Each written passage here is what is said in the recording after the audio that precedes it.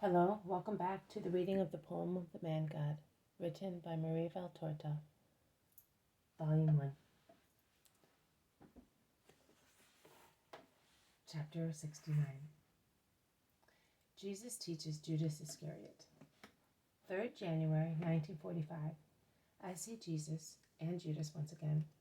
They are coming out of the temple. After praying in the area closest to the Holy of Holies, allowed to Jewish males. Judas would like to remain with Jesus, but the Master objects to his wish. Judas, I want to be alone at nighttime. At night, my spirit gets its nourishment from the Father. Prayer, meditation, and solitude are more necessary for me than material food. Who wishes to live for the Spirit and lead others to live the same life must disregard the flesh. Nay, I would say kill it, to devote all his attention to the Spirit. Everybody must do that, Judas. You too, if you really want to belong to God. That is to the supernatural. But we are still on earth, Master. How can we neglect the flesh and take care only of the Spirit? Is what you say not the antithesis of God's commandment, you shall not kill? Does the commandment not forbid also suicide? If life is a gift from God, must we love it or not? I will not reply to you as I would reply to a simple-minded man, whom it is sufficient to get to raise his soul or his mind to supernatural spheres, so that we can take him with us flying in spiritual kingdoms. You are not a simple-minded person.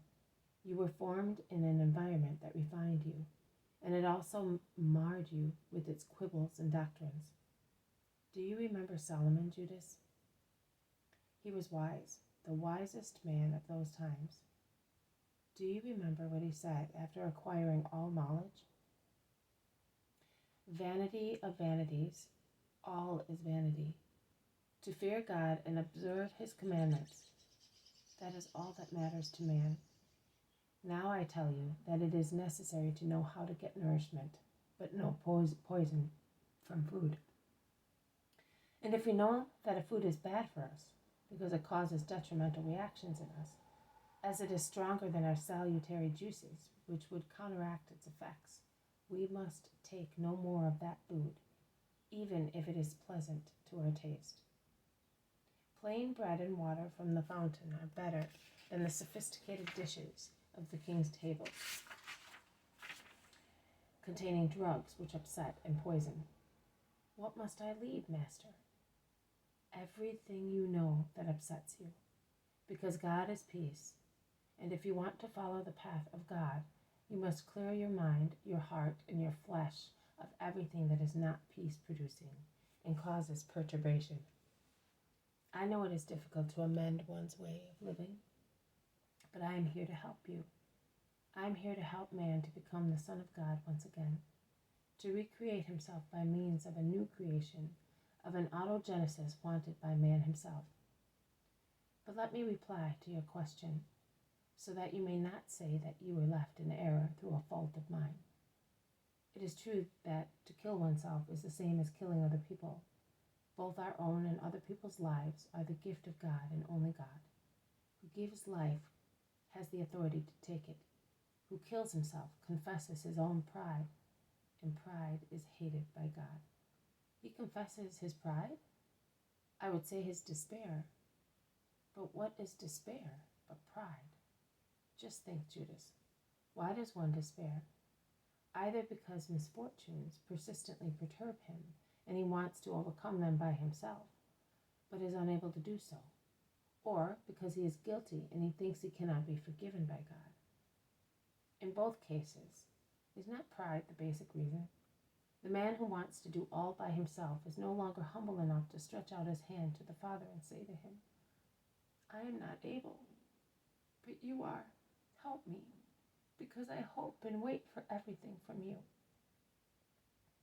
The other man who says, God cannot forgive me, says so because measuring God by his own standards, he knows that another person could not forgive him. If that person had been offended as he offended God, so here again it is pride. A humble man understands and forgives, even if he suffers for the offense received. A proud man does not forgive. He is proud also because he is not capable of lowering his head and saying, Father, I have sinned. Forgive your poor guilty son. But do you not know, Judas, that the Father will forgive everything if one asks to be forgiven with a sincere, contrite, humble heart, willing to rise again to new life? But certain crimes are not to be forgiven. They cannot be forgiven. That is what you say, and it will be true only because man wants it to be true. But oh, I solemnly tell you that even after the crime of crimes, if the guilty man should rush to the Father's feet, he is called Father, Judas, just for that, and he is a Father of infinite perfection, and crying implored him to be forgiven, offering to expiate without despairing. The Father would make it possible for him to expiate, and thus deserve forgiveness and save his soul. Well then, you say that the men quoted by the Scriptures who killed themselves did wrong. It is not lawful to do violence to anybody, not even to oneself.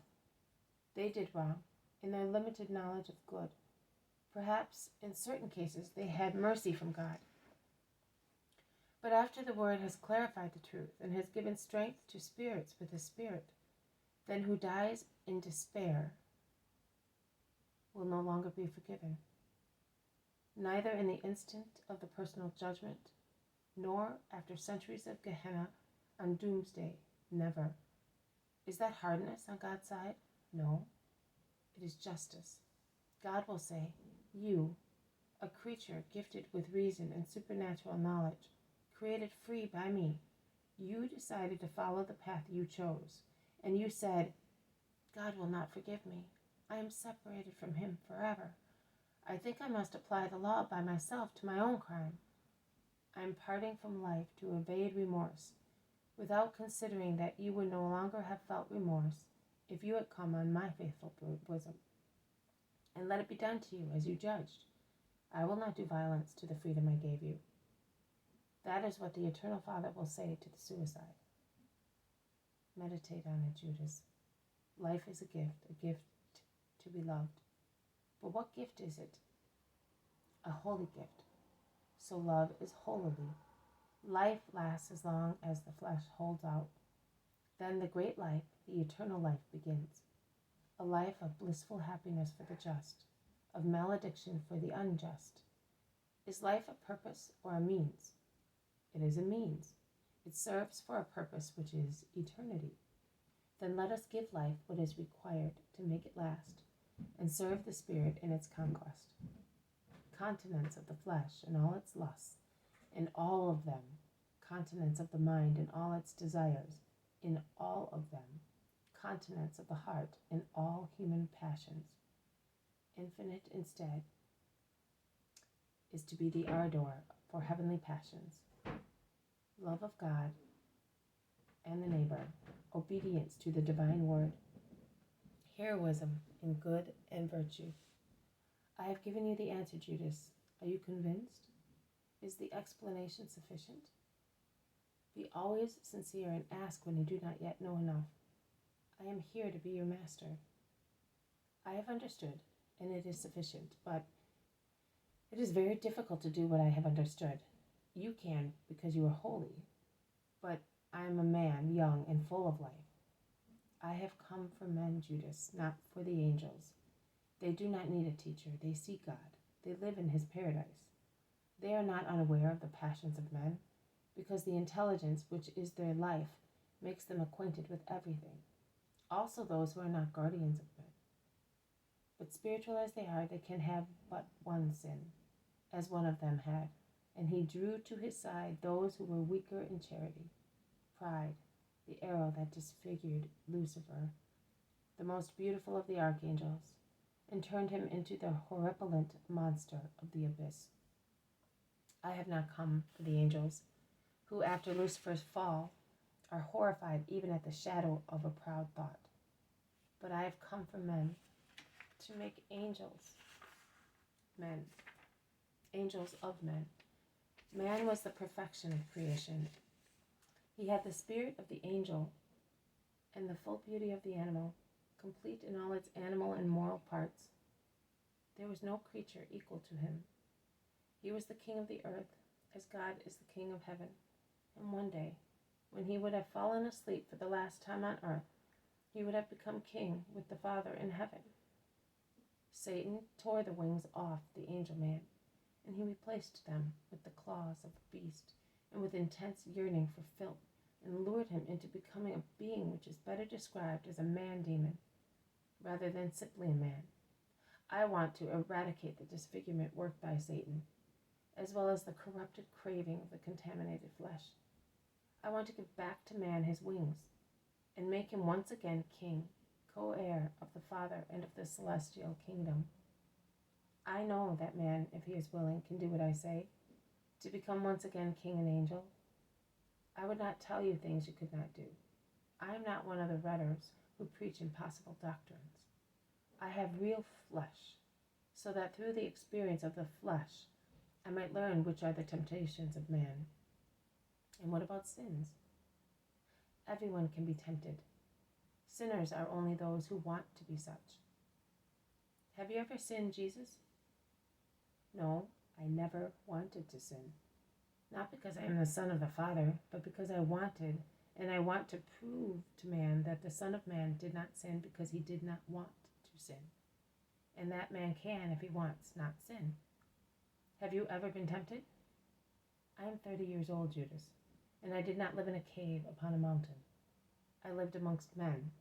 And if I had been in the loneliest place in the world, do you think temptations would not have come to me? We have everything in us, good and evil. We carry everything with us, and the breath of God blows on the good and vivifies it like a thurible of sweet-smelling holy incense. And Satan blows on evil, thus kindling a furious blazing fire. But diligent goodwill and constant prayer are like damp sand on the hellish fire. They suffocate it and put it out. But if you have never sinned, how can you judge sinners? I am a man and the Son of God.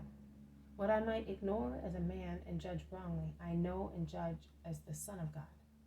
After all, Judas, answer this question of mine.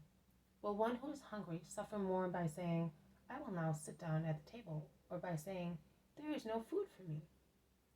He suffers more in the latter case, because the simple thought that he is without food will bring back to him the pleasant smell of food, and his bowels will be tortured by biting desire. Right. Temptation is as biting as that desire, Judas. Satan makes it more intense, more real, more alluring than any accomplished act.